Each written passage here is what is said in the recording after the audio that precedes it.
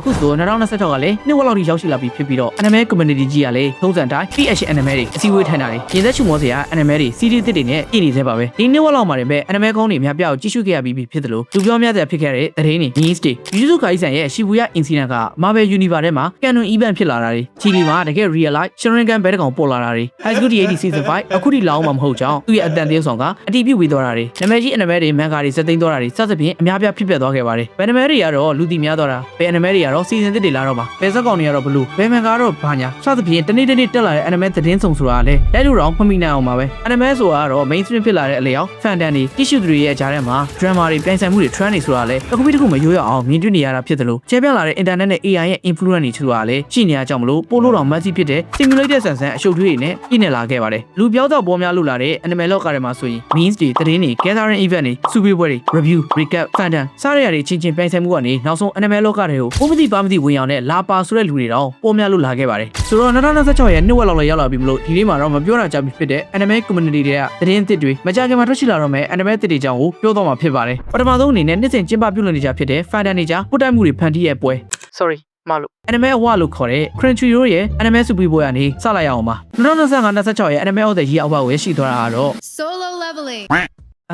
sorry မနေ့ကကလေးနဲ့မှားပြမိသွားတယ်2025-26ရဲ့ anime of the year award ကိုရရှိသွားတာကတော့ My Hero Academia ဖြစ်ပါတယ် anime award တွေဆိုတာကတော့နှစ်တိုင်းလို fan တွေကြားမှာဘယ်ကားပဲရတဲ့နာဘယ်ကားသာရတဲ့နာနဲ့ညှင်းခုန်လေးရှိကြပြီးတော့ဒီနှစ်မှာတော့ My Hero Academia ကသူ့ရဲ့ anime ကို animation လမ်းအနေနဲ့ဇက်သိမ်းသွားခဲ့ပြီးတော့ anime of the year ဆုကိုသိမ်းပိုက်သွားနိုင်ခဲ့ပါတယ်အဲ့တော့ anime film of the year ဆုတော့မနေ့ကနိုင်ငံတကာမှာရုံတင်ဝင်ဘောင်း outfit တွေတပြုံကြီးသိမ်းပိုက်သွားပြီးတော့ရုံးရှင်ုံလား cosplay event လာတော့ထင်မှားလောက်ရတဲ့ Demon Slayer outfit တွေနဲ့ရုံပြေးလူနေပါအပိတ်ခံခဲ့ရတဲ့ Demon Slayer Infinity Castle movie ကရရှိသွားခဲ့ပါတယ် Demon Slayer Infinity ရုပ်ရှင်ကတော့ Chainsaw Man Rezi movie 100 meter Mononosuke movie chapter 2 The Rose of Messiah Scarlet စတဲ့ anime ရုပ်ရှင်တွေကိုပါကြော်တက်ပြီးတော့ anime film of the year ဆုကိုရရှိသွားခဲ့တာဖြစ်ပါတယ်နောက်ထပ်ဆုတွေကတော့ Best Continuing Series အဖြစ် One Piece Best New Series အဖြစ် Gachakuta Best Original Anime အဖြစ် Lazarus Best Romance Anime အဖြစ် The Fragrant Flower Bloom Dignity Best Animation အဖြစ် Solo Leveling Season 2 Best Character Design အဖြစ် Gachakuta Best Writer အဖြစ် Akinori Kuden Saga နဲ့ Norihiro Naganuma Best Background Art အဖြစ် Gachakuta Best Comedy Anime အဖြစ် Dadadan Season 2မောတယ်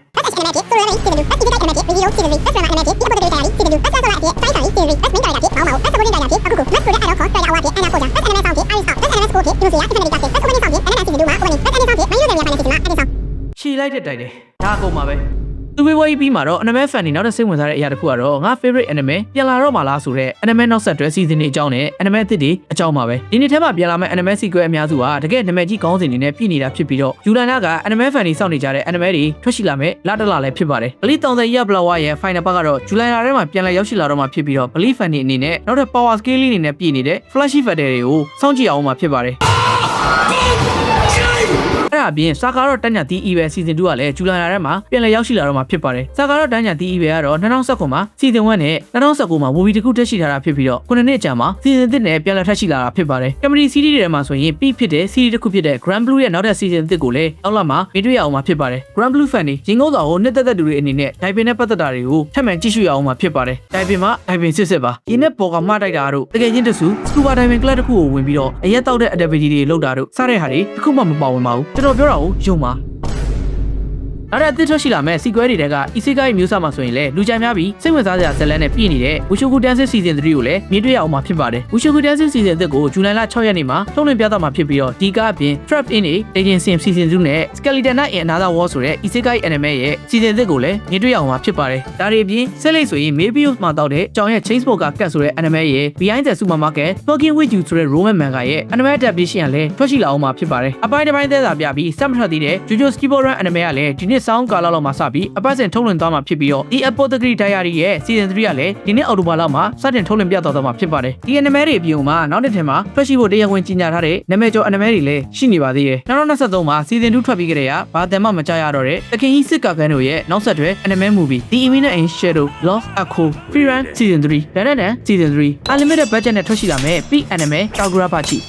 ကတော့ manga ဆက်ဆက်ထွက်ခြင်းမှာကလေးကလူစိတ်ဝင်စားမှုအတော်လေးရရှိခဲ့တာဖြစ်တယ်လို့ animation studio တိုင်းကသူ့ထ 35ပြိုင်လို့ပြီးတော့ adaptation လုပ်မယ်ဆိုပြီးတော့သတင်းတွေထွက်ခဲ့တာဖြစ်ပါတယ်အခုခါမှာတော့ animator နဲ့အတူ official ကြေညာသွားခဲ့ပြီးဖြစ်တယ်လို့ studio Cypress ဆိုတဲ့ animation studio ကနေကင်တွယ်သွားမှာဖြစ်ပါတယ်ကြားရတဲ့သတင်းတွေရတော့ Kagura Bachi anime ကို Ufotable Studio ရဲ့ Demon Slayer လိုမျိုး unlimited budget တွေနဲ့ထွက်လာမယ်လို့လည်းပြောနေကြပါတယ်တကယ်ဟုတ်လားမဟုတ်လားဆိုတော့စောင့်ကြည့်ရမှာပါပဲတကယ်လို့ဒါအဲ့လို unlimited budget animation မျိုးနဲ့ထွက်ချလိုက်မယ်ဆိုရင်တော့ Kagura Bachi က new gen anime အသစ်ဖြစ်အောင်မြင်ဖို့လည်းများနေပါတယ်တစ်ဖက်မှာဒီလိုမျိုးအစီအစဉ်သစ်တွေ anime သစ်တွေကြီးညာနေချိန်မှာတစ်ဖက်မှာလည်း MG Studio တွေက anime တွေကနေ mean ကျထန်ပြီးရင်အလုံများနေခဲ့ပါတယ်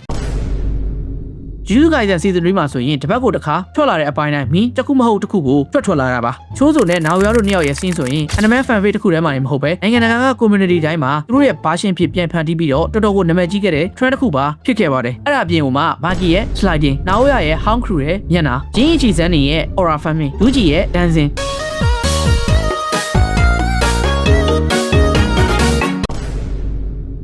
ယူဂျီနဲ့ဟာကာရီတို့ရဲ့စကားပြောကန်ဟီကူရူမာရဲ့စိတ်ပြတ်နေတဲ့မျက်နှာဂျွန်ဇန်နင်ရဂျီစတာရဲ့ Sunface အီရှီဂိုရီယူရဲ့ Means Three-way Domain Expansion အစရှိတဲ့မင်းတွေက social media platform တော်တော်များများမှာတော်တော်လေးနေရာယူ trend ဖြစ်ခဲ့ပါတယ်ဒါတွေမကသေးပဲ Jujutsu Kaisen က Marvel Universe မှာပါကန်နွန်ဖြစ်သွားသေးတာပါရှီဘူယာအမှာစုခုနတ်နဲ့ဂျိုကိုချနေတဲ့ fight scene တစ်ခုကို Marvel Omniverse ရဲ့ comic စာအုပ်တုံးမှာထပ်သွင်းဖော်ပြခြင်းခံခဲ့ရတာကြောင့်မလို့ Marvel Universe ရဲ့ reality တွေကတခုမှာ Jujutsu Kaisen ကကန်နွန်ဖြစ်လာခဲ့ပါတယ် Jujutsu Kaisen ဖြစ်နောက်တဲ့ meme ဖြစ်လာခဲ့တာတော့ Free Run မှာ Free Run ကတော့ anime ကနေမဟုတ်ပဲ fan တစ်ခုကနေအစပြုခဲ့တာဖြစ်ပါတယ်အတစ်တယောက်က Free Run အပေါ်မောကြည့်နေတဲ့ပုံကိုပုံဆွဲကြည့်ရင်ထွက်လာတဲ့ပုံကဒီလိုမျိုးကြီးဖြစ်နေတယ်ဆိုပြီး social media မှာတင်လိုက်ရတာနေနာမည်ကြီးသွားလိုက်တာနေရာစုံမှာဒီပုံကြီးကြည့်ပဲမြင်ရတဲ့အပြင်နောက်ဆုံး anime အထီကိုပါလာခဲ့တာဖြစ်ပါတယ် Main Culture ဆွမ်းကတော့တကယ်ကိုအမခန့်ပါပဲ Main Culture နဲ့ internet အကြောင်းကနေဆက်ဆက်ပြီးထပ်ပြောရရင်ဒီနေ့ထဲမှာ anime community တွေကနောက်တဲ့ထူးဆန်းတဲ့တစ်ခုရှိခဲ့ပါသေးတယ်အဲ့ဒါကတော့ Chili မှာတွေ့ခဲ့တဲ့ဘဲတကောင်အကြောင်းပါဒါကတော့ Chili ကဘဲငတ်တကောင်ဖြစ်ပြီးတော့သူ့မျက်လုံးပုံစံက Sharingan နဲ့ဆင်နေတာကြောင့်မလို့နာမည်ကြီးသွားခဲ့တာဖြစ်ပါတယ်ဖန်ချုဆိုရင်ဒါကအီတာချီရဲ့ဘဲဖြစ်မယ်ဆိုပြီးတော့စနောက်ပြောဆိုနေကြပါတယ်ဒါတွေပြီးရင်ဒီနေ့ထဲမှာ anime fan တွေကြား trend ဖြစ်လာတဲ့စကားလုံးလည်းရှိပါသေးတယ်အဲ့ဒါကတော့ laping ဆိုတဲ့စလုံးတွေဖြစ်ပါတယ်ဒီစလုံးတွေကတော့ lap ဆိုတဲ့စကားလုံးကနေလာတာဖြစ်ပါတယ် lap ရဲ့မူရင်းအဓိပ္ပာယ်ကတော့ live action role playing လို့အဓိပ္ပာယ်ရပါတယ်ဒါကတော့မူရင်းအဓိပ္ပာယ်ပါဒီနောက်ပိုင်းမှာသုံးများလာတဲ့ internet slang ဖြစ်တဲ့ laping တို့ lapa တို့ရဲ့အဓိပ္ပာယ်ကတော့တစုံတစ်ယောက်ကကိုမဟုတ်တဲ့အရာတစ်ခုကိုဟုတ်ကြအောင်ဆောင်တာကိုမသိတဲ့အရာတစ်ခုကိုသိကြအောင်ဆောင်တာဆိုတဲ့ role playing ဟန်ဆောင်လို့နေရာကိုဆိုလိုတာဖြစ်ပါတယ် anime fan တွေကြားမှာလည်း lap ဆိုတဲ့စကားလုံးကဒီလိုမျိုးအဓိပ္ပာယ်နဲ့ trend ဖြစ်လာခဲ့ပါတယ်တယောက်က anime ကိုနည်းနည်းလေးပဲကြည့်ထားပြီးတော့အများကြီးသိနေသလိုကြည့်ထားသလိုမျိုးလုပ်တာမန်ဂါတွေလိုက်နေပွဲတွေမဖတ်ဘူးပဲနဲ့တကယ်ဖတ်ဖူးသားသလိုမျိုးဖြီးဖြန်းတာဒီလိုမျိုးအဓိပ္ပာယ်ဖြစ်ပါတယ်ဒီတော့ကတော့အနောက်တိုင်းက anime fan တွေကြားမှာခုနောက်ပိုင်းပိုပြီးအသုံးများလာကြပါတယ် anime ဆိုတာကဒီနောက်ပိုင်းမှာ mainstream ဖြစ်လာတဲ့အလျောက်လူတွေကြားမှာလည်းအတော်လေးတွင်ကျယ်လာခဲ့ပါတယ်ဒီတော့အနောက်တိုင်း celebrity ချို့ကြားမှာလည်း mainstream ကနေလူစိတ်ဝင်စားမှုရအောင်ကိုတကယ်မကြည့်ဘူးတဲ့ anime တွေအကြောင်းပြောတာမျိုးတွေလည်းရှိလာပါတယ်လက်တလုံးဥပမာတစ်ခုအနေနဲ့ပေးရမယ်ဆိုရင် YouTuber လည်းဖြစ် celebrity လည်းဖြစ်တဲ့ Logan Paul ဆိုရင်ရှစ်တလုံးတော့က One Piece ကိုဝင်ကြည့်ဘူးပဲနဲ့ One Piece ကြောင့်တည်တယ်လို့မျိုးလုပ်ပြောလို့ဆိုပြီး anime community ကြားမှာလူပြောများသွားပြီးတော့လာပါဆိုပြီးတော့အခေါ်ခံခဲ့ရပါတယ်ဒီစလုံးကတော့ဒီနောက်ပိုင်း anime fan တွေကြားခဏမြင်တွေ့ရတဲ့စလုံးတစ်ခုလည်းဖြစ်ပါတယ် means တွေ viral ဖြစ်တဲ့ဟာတွေအကြောင်းပြီးပြီဆိုတော့အခြားသော anime နဲ့ manga သတင်းတွေအကြောင်းကိုလည်းဆက်သွားလိုက်အောင်ပါ